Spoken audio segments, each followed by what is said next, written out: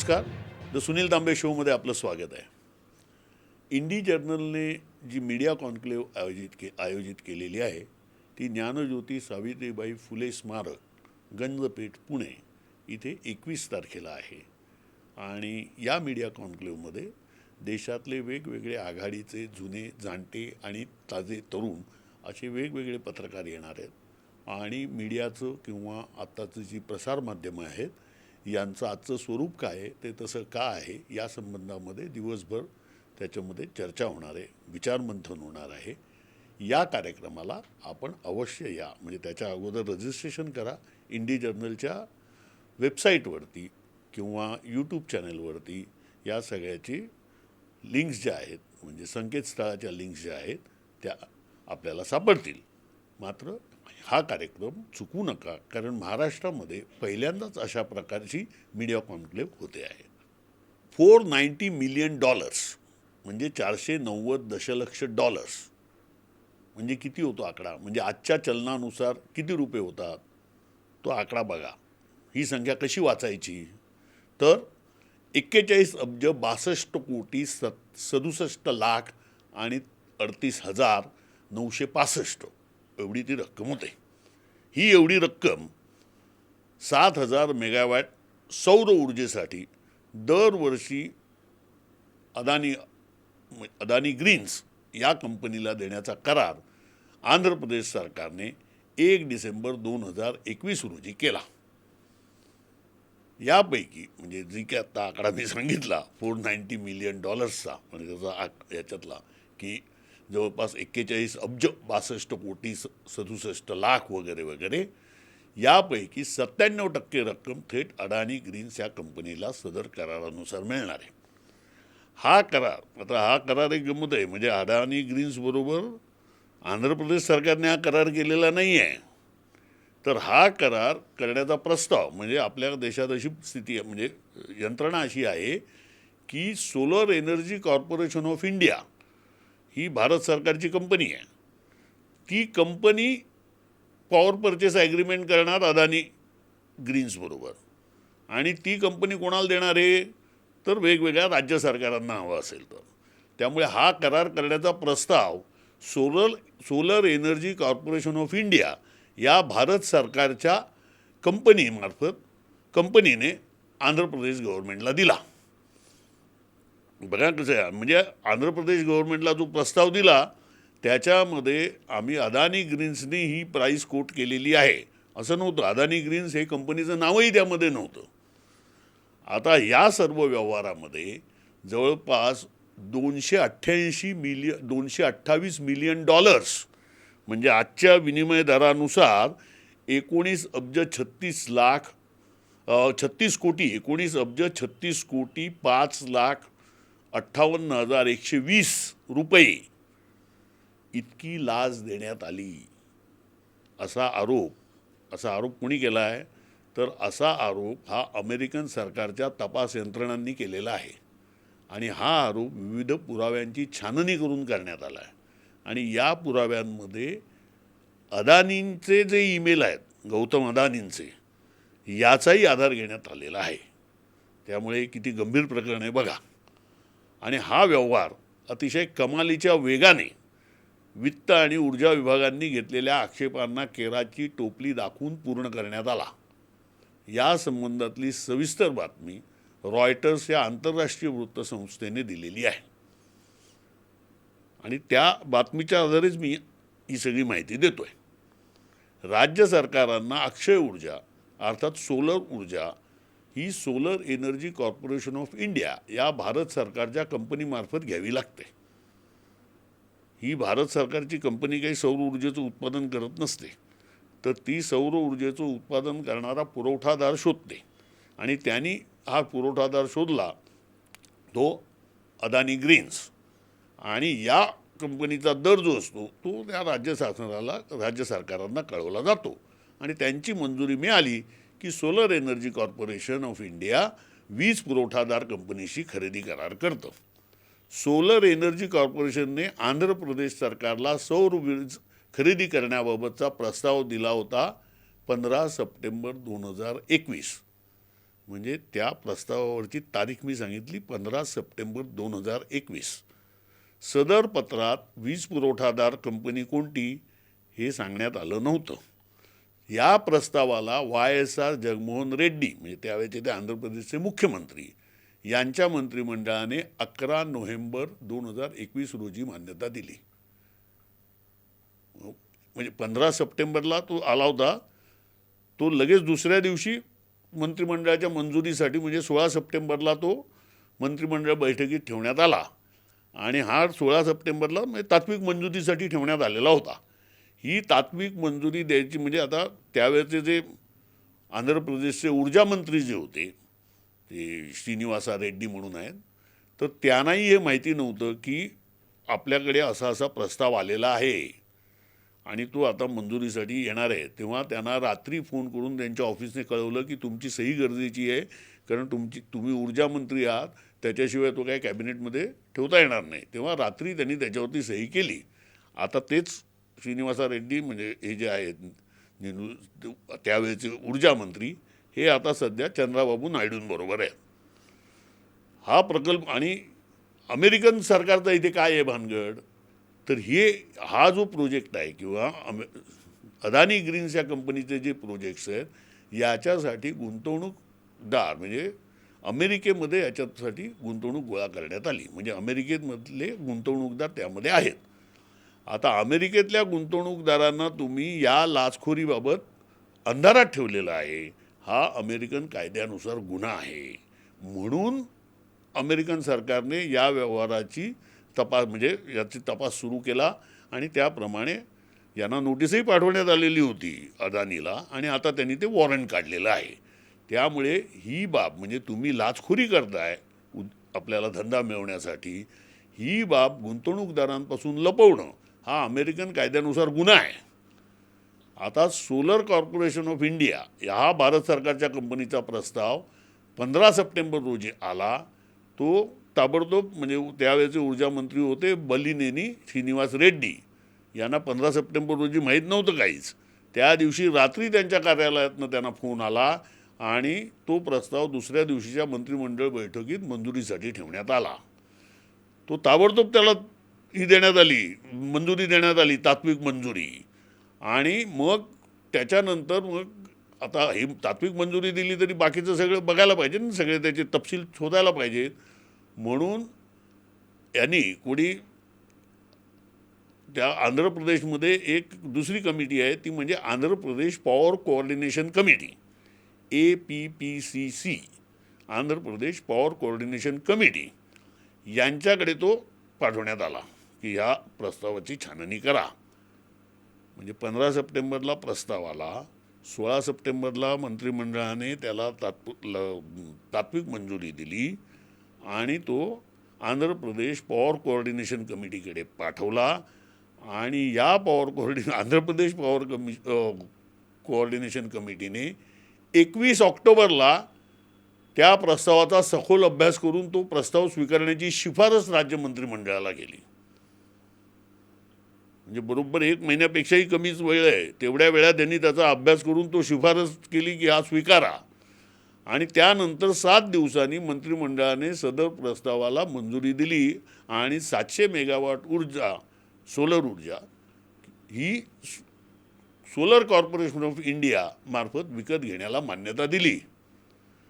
आता हे इतकं म्हणजे किती वेगाने आहे की काही दिवसांमध्येच अदानीचं जे प्रपोजल आहे ते किती आपण बघितलं, $490 मिलियन प्रतिवर्षी एवढे द्यायचे, दर साल त्यांना एवढे पैसे द्यायचे. हा प्रस्ताव काही दिवसात मान्यता देण्यात आली याला. आणि वित्त विभागात आणि हा मान्यता देत असताना 1-2 विभाग होते, एक म्हणजे वित्त विभाग आणि दुसरा ऊर्जा विभाग.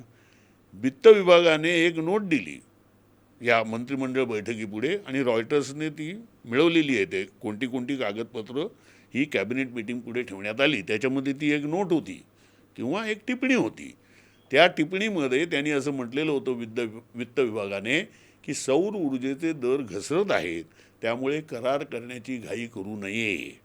आणि वित्त विभागाच्या या टिप्पणीला ऊर्जा विभागाने सपोर्ट केलेला होता. ऊर्जा विभागाने पण त्याला मंजुरी हे पाठिंबा दिला.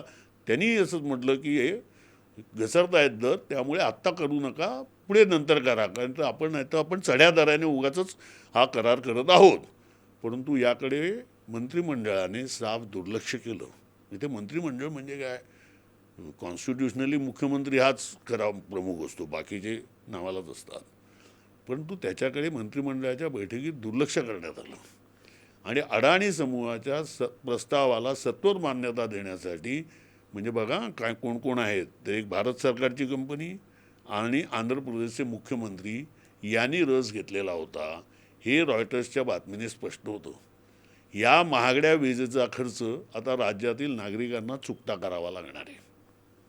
अदानी ग्रीन्स या कंपनीचा सौर ऊर्जा पुरवठा नियमित सुरू झाला, म्हणजे जेव्हा तो आता 2024ला तो सुरू होणार होता, अजून झालेला नाही आहे, पण तो 2024ला सुरू, म्हणजे आता समजा 1-2 महिन्यांनी पुढच्या वर्षी सुरू झाला, तर आंध्र प्रदेश सरकारचं सोशल सिक्युरिटीचं जे बजेट आहे आणि न्यूट्रिशियसचे फूड म्हणजे सकस आहार योजना यांचं अख्खं बजेट लागेल याच्यासाठी.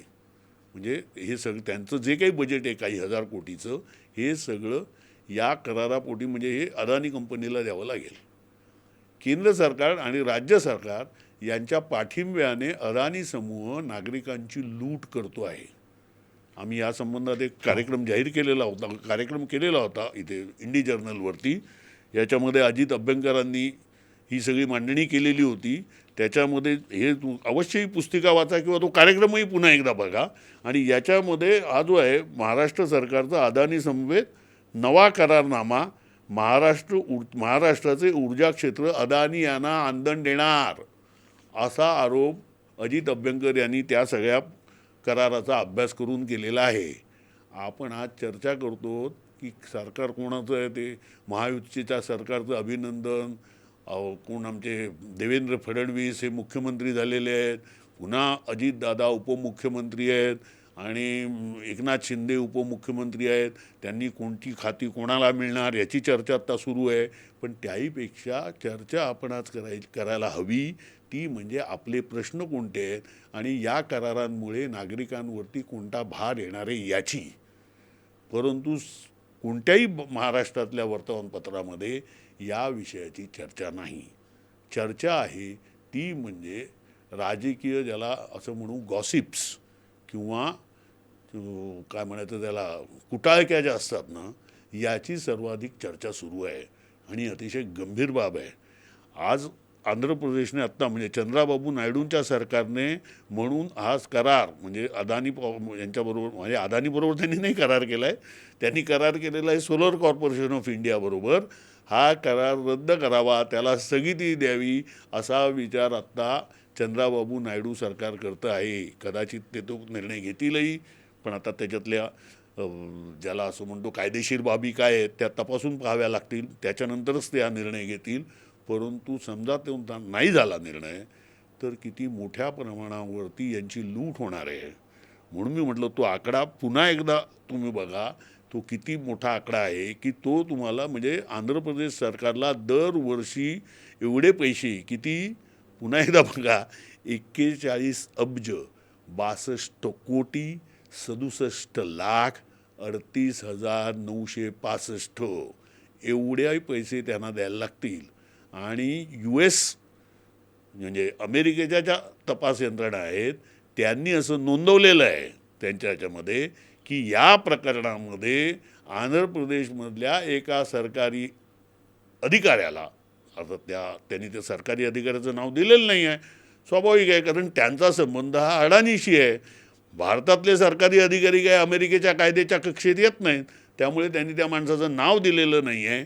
परंतु त्या माणसाने किती पैसे हे दिलेत त्याचे, तर त्या माणसाने जवळपास 208 म्हणजे ह्याच्यासाठी त्या माणसाला $228 मिलियन ही एवढी लाच देण्यात आली आहे असं अमेरिकेने जी तक्रार दाखल करून घेतली आणि ज्याचा तपास चालू आहे त्याच्यामध्ये म्हटलेलं आहे. हा एकंदर म्हणजे हा घोटाळा जो आहे हा इतका भीषण आहे आणि महाराष्ट्रामध्येही हेच चाललेलं आहे. मग तो ऊर्जा क्षेत्राचं असेल, त्यानंतर धारावी डेव्हलपमेंट असेल किंवा अन्य काही जे प्रकरणं आहेत महाराष्ट्राची. म्हणून म्हटलं की या संबंधातला आमचा जो कार्यक्रम आहे हा तुम्ही पुन्हा एकदा बघा आणि या विषयांची चर्चा आपण करण्याची आतोनात गरज आहे. मुख्यमंत्री कोण आहेत, उपमुख्यमंत्री कोण आहेत, त्यामुळे आपली घरातली कोणत्या मतदारसंघातली कोणती कामं होतील याहीपेक्षा नागरिकांच्या पैशावरती राजरोसपणे दरोडा जो घातला जातोय याबाबत आपण जागरूक होणं हे गरजेचं आहे. गटार आणि संडासाच्या टाक्या साफ करण्याचं काम व्यावसायिक आहे, जातीवर आधारित नाही, अशी माहिती केंद्रीय सामाजिक न्याय राज्यमंत्री रामदास आठवले यांनी काल परवा लोकसभेमध्ये दिली. द हिंदू या वर्तमानपत्राच्या बातमीनुसार 33 राज्य देशातली आणि सर्व केंद्रशासित प्रदेश यामध्ये 54,574 गटार आणि संडास टाक्या साफ करणारे लोक काम करतात. त्यापैकी 67.91% कामगार हे अनुसूचित जातीतले आहेत. 15.73% कामगार हे अन्य मागासवर्गीय आहेत आणि अनुसूचित जमातीतल्या कामगारांची संख्या 8.31% आहे आणि सवर्ण समाजातले 8.05% कामगार ही कामं करतात. अशी माहिती यांनीच दिली आहे. म्हणजे तो हा अहवाल रामदास आठवले यांनीच समोर ठेवलेला आहे. काँग्रेस खासदार कुलदीप इंदोरा यांनी विचारलेल्या लेखी प्रश्नाच्या उत्तरामध्ये रामदास आठवले यांनी माहिती दिली आहे. केंद्र सरकारने एक अहवाल संसदेच्या पटलावर ठेवलेला होता गेल्या वर्षी वाटतं.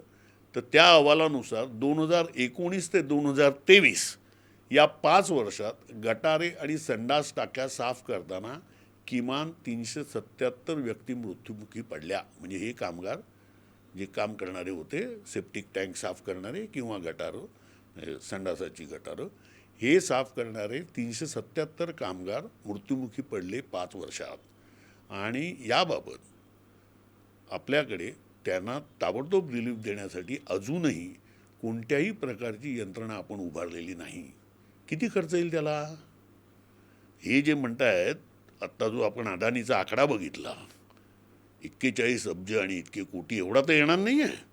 परंतु आपल्याला ह्या कामगारांचे, म्हणजे हे कामगार किती आहेत तर काहीतरी हे आहेत, काही हजार कामगार आहेत. आणि या 1000 कामगारांसाठी म्हणजे 54,000 कामगारांसाठी, 54 हे धरून 56,000 धरा, अगदी 60,000 धरा. पण या कामगारांना काहीतरी प्रतिष्ठेचं जीवन जगता यावं यासाठी जी कोणती व्यवस्था करायला पाहिजे, त्यांचं जे पुनर्वसन करायला पाहिजे आणि ही जी कामं करण्यासाठी जी यंत्रसामग्री आणायला पाहिजे ती आणायला इतकी वर्ष का लागत आहेत? म्हणजे हे 2023पर्यंत समजा एक 500 कामगार मृत्युमुखी पडलेत असं रामदास आठवले सांगतायत. परंतु आपण प्रायोरिटी कशाला देतोय? आणि आजही 54,574 कामगार ही कामं करतायत असंही ते सांगतायत. मग ह्या 54,000चं पुनर्वसन गेल्या 5 वर्षात का झालं नाही?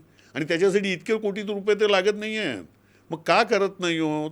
याचं कारणच असं आहे की आपल्याकडच्या मंत्रिमंडळाला, आपल्याकडच्या नोकरशहांना हा जो विषय आहे हा अजिबात प्राधान्याचा वाटत नाही.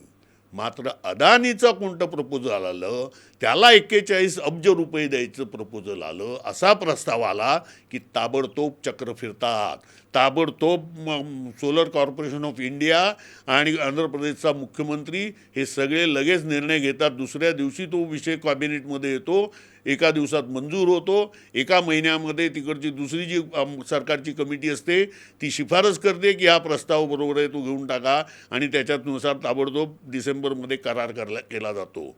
परंतु 54,574 गटार आणि संडासाच्या टाक्या साफ करणारे जे कामगार आहेत, जे अतिशय गलिच्छ आणि अतिशय विषारी आणि अतिशय धोकादायक परिस्थितीत काम करत असतात, त्यांना मुक्ती देण्याबाबत सरकार अशा प्रकारची तातडी किंवा अशा प्रकारचं धडाडी दाखवत नाही. ही आज यांची परिस्थिती आहे. म्हणजे हा इतका गंभीर प्रश्न आहे आणि या गंभीर प्रश्नाच्या बाबतीमध्ये रामदास आठवलेंसारखे जे चळवळीतनं पुढे आलेले नेते आहेत ते अजिबात आग्रही नाही आहेत. ते कोणत्या विषयावरती रुसवे फुगवे करतायत की महाराष्ट्र सरकारमध्ये आम्हाला का हे मिळालेलं नाही, आम्हाला स्थान मिळालं नाही. त्यानंतर ते सुधीर मुनगंटीवार हे असं सांगतायत की माझी मंत्रिमंडळ म्हणजे तो महाराष्ट्र सरकारचा जो शपथविधी झाला याचं निमंत्रण म्हणजे मुख्यमंत्र्यांचा त्याचं निमंत्रण मी आठवलेंना द्यायला होतं पर्सनली पण ते मी दिलं नाही आणि त्याच्याबद्दल मी माफी मागतो. ही चूक झाली, पुन्हा अशी चूक होणार नाही. विषय कोणता आहे महत्त्वाचा आत्ता? हे रुसवे फुगवे आणि मानापमान हे गरजेचे आहे की जे जवळपास 60,000 कामगार आहेत जे गटारं आणि संडासाच्या टाक्या साफ करत असतात आणि त्यांचं जे जीवन इतकं म्हणजे धोकादायकच आहे, अशा प्रकारे ते काम करत आहेत. त्यातले 500 कामगार गेल्या 300-350 कामगार म्हणजे रिपोर्टेड आहेत. ते सुद्धा केंद्र सरकारच्या ह्याच्यात असं म्हटलेलं आहे की ही असे आहेत काय 5 वर्षात किमान 377 व्यक्ती किमान असं म्हटलेलं आहे. म्हणजे त्यांच्याकडे पण तो नेमका आकडा नाही आहे देशभरात किती लोक या कामात मेलेत. यांच्या जीवाला काहीही किंमत देत नाही आहे सरकार किंवा सरकारी यंत्रणा. आणि या विषयावरती आपण चर्चा करत नाही आहोत. आपण चर्चा कोणत्या विषयावरती करतो आहे? वर्तमानपत्र बघा किंवा ते टेलिव्हिजन चॅनेल्स बघा असतात ते. या विषयांना अजिबात त्यामध्ये स्थान नाही आहे आणि ही अतिशय धोकादायक आणि गंभीर बाब आहे. आता महाराष्ट्रातली एक महत्त्वाची बातमी ती म्हणजे परभणीत झालेली दंगल. परभणीमध्ये 10 डिसेंबर रोजी डॉक्टर बाबासाहेब आंबेडकरांच्या पुतळ्यासोबत असलेली जी संविधानाची जी प्रतिकृती होती किंवा आपलं ज्याला म्हणतो आपण प्रिॲम्बल म्हणतो संविधानाचं, त्याची नासधूस करण्याचा प्रयत्न एका व्यक्तीने केला आणि त्या व्यक्तीला ताबडतोब पकडण्यात आलं. त्याला तिकडेही चोप दिला, नंतर पोलिसांच्या ताब्यात दिलं आणि त्यानंतर संतप्त आंबेडकरवाद्यांनी परभणी बंदचा इशारा दिला. 10 तारखेला त्यांनी तो इशारा दिलेला आहे. 10 तारखेला संध्याकाळीच त्या माणसाला अटक झालेली आहे. त्यानंतर निषेध म्हणून त्यांनी आणि हा प्रत्येकाचा हक्क आहे अशा प्रकारचा बंदचा आवाहन करणं, कारण ही जी झालेली घटना आहे ही अतिशय लाजिरवाणी आणि निषेधात्मक घटना आहे. कारण आपण जो भारतीय संविधानाचे जे कोणी निर्माते आहेत त्यांचा आपण अपमान करतो आहोत आणि काही झालेला आहे, त्यांची विटंबना झालेली आहे, भारतीय संविधानाची विटंबना झालेली आहे. म्हणून अशा प्रकारचं बंदचं आवाहन करणं यामध्ये बेकायदेशीर किंवा गैर असं काही नाही आहे. हे आवाहन केल्यानंतर पोलिसांची जबाबदारी कायदा सुव्यवस्था पाळण्याची आहे. कायदा सुव्यवस्थेचं रक्षण करण्यासाठी पोलिसांनी त्यावेळेला ताबडतोब अधिक कुमक रातोरात परभणीला पाठवण्याची गरज होती आणि गस्त घालण्याची गरज होती. तिकडे पहारे बसवण्याची गरज होती. कारण पोलिसांचा बंदोबस्त असला की जे कोणी जे आंदोलक असतात त्यांच्यावरती वचक बसतो, तेही त्यांना जरब बसते आणि तेही शांततेनेच आपलं जी काही निदर्शनं असतात ती पार पाडतात. मात्र 11 डिसेंबरला सकाळी जेव्हा आंदोलक अर्थात बंद करण्याचं आवाहन करायला बाहेर आले गावामध्ये, त्यावेळेला त्यांनी कोणत्याही म्हणजे तिकडे पोलीस बंदोबस्तच नव्हता आणि पोलीस बंदोबस्त नसल्यामुळे जे चिडलेले आंबेडकरवादी किंवा आणखीन जे कोण निदर्शक होते हे सगळे आक्रमक झाले. त्यांनी तोडफोड केली, त्यांनी काही कोणाला हेच केलं म्हणजे काही गाड्या बिड्या फोडल्या, आणखीन काही केलं. याला जबाबदार खरं तर पोलीस यंत्रणा आहे. त्यांनी अगोदरच म्हणजे 11 तारखेला सकाळीच, कारण त्यांना 10 तारखेलाच माहिती मिळालेली होती ना. एक तर अशी एक घटना घडलेली आहे संविधानाच्या विटंबनेची, ती एक घडलेली आहे. त्यानंतर त्यांनी ह्याचा बंदचा आवाहन केलेलं आहे. असं असतानाही पोलीस अतिशय गाफील राहिले, गाफील म्हणण्यापेक्षा निष्क्रिय राहिले आणि पोलीस कुठे दिसत नाहीत असं म्हटल्यानंतर ते संतप्त आंदोलक होते किंवा निदर्शक होते जे कोणी ते खरे म्हणजे ते बाहेरचे आहेत का स्थानिक आहेत हेच कोणाला माहिती नाही आहे. पण तो वादग्रस्त मुद्दा आहे, तो सोडून देऊया. पण मुद्दा असा की जे कोणी आले तिकडे हे कोणी पोलिसांचा बंदोबस्त नसल्यामुळेच ते आक्रमक झाले ना. आणि त्यानंतर म्हणजे दुपारी मग पोलिसांनी त्यांच्या ती जी काय त्याच्या ह्या आल्या होत्या छोट्या रील्स आणि व्हिडिओ क्लिप्स ज्या बाहेर आल्या त्याच्या आधारे मोठ्या प्रमाणावरती पोलिसांनी दडपशाही केली आणि या दडपशाहीमध्ये म्हणजे इतकी मारझोड केली. आजही मला वाटतं 300-350 लोक आत्ता पोलीस चौकीमध्ये बंद आहेत, त्यांच्यावर वेगवेगळे आरोप आहेत आणि याच्यामध्ये सोमनाथ सूर्यवंशी या एका तरुणाचा पोलीस कोठडीमध्ये मृत्यू झाला. ज्याला किती फोड मारला असेल. म्हणजे पोलिसांच्या या काय म्हणतात निष्क्रियतेमुळे इतका मोठा हा झालेला आहे की एक 300-400 पोरं तुरुंगात आहेत. एक एक मुलगा एक तरुण हा झालेला आहे. पोलीस कोठडीमध्ये मारहाणीमुळे त्याचा मृत्यू झालेला आहे. ही आपल्याला अतिशय लाजिरवाणी बाब आहे. आणि याच्यामधून म्हणजे बाकीच्या राज्यातल्या बाकीच्या जिल्ह्यातही याचे पडसाद उमटायला लागलेले आहेत आणि परिस्थिती अधिक चिघळण्याची शक्यता आहे. मुद्दा परिस्थिती चिघळावी वगैरे असं नाही आहे, ती येईल का नियंत्रणात आणलीच पाहिजे, शांतता सुव्यवस्था राखलीच पाहिजे. परंतु याच्यामध्ये पोलिसांचं जे एक महत्त्वाचं काम असतं त्याच्यामध्ये त्यांनी दिरंगाई आणि हलगर्जीपणा का केला याचा जाब पोलिसांना कोणी विचारणार आहे की नाही? याच्यामधून केवढं नुकसान झालं. आता काही लोकांवरती, काही तरुणांवरती, आणि ती अगदी 15 वर्षाची पोरं पण आहेत, त्याच्यामध्ये बायका आहेत, या सगळ्यांवरती गुन्हे दाखल झाले तर त्यांचं करिअर बर्बाद होऊ शकतं.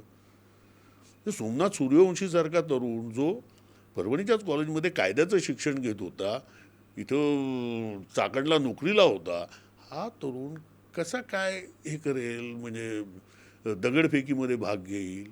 जेव्हा पोलीस तिकडे नाहीत त्यावेळेला काही प्रमाणात अराजक सदृश्य परिस्थिती असते. त्यामुळे त्याच्या एका मित्राने आम्हाला जी फोनवरती सांगितली बातमी त्यानुसार तो तिकडे ते हे करत होता, शूट करत होता, आणि त्यावेळेला पोलिसांनी त्याला आतमध्ये घेतला. आणि अशा प्रकारे एवढी मारहाण, समजा त्यांनी काही केलं असेल तर एक तर पोलीस नव्हते म्हणून हे सगळं असं लोक नियंत्रणाबाहेर गेले. आता पोलिसांनी आल्यानंतर पोलिसांनी असे बदलून काढायचं, सुडाने बघायचं. म्हणजे मला एकदा वायसी पवार असं म्हणालेले होते की एक पोलीस हा साधारणपणे 40 लोकांना रोखू शकतो. म्हणजे 40 म्हणजे तो काय शक्तिमान असतो म्हणून रोखत नसतो.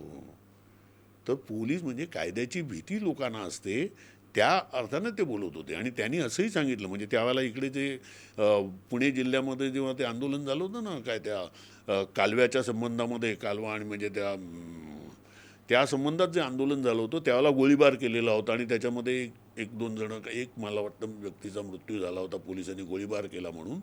तेव्हा मी वायसी पवारांशी बोलत होतो, ते रिटायर झालेले होते.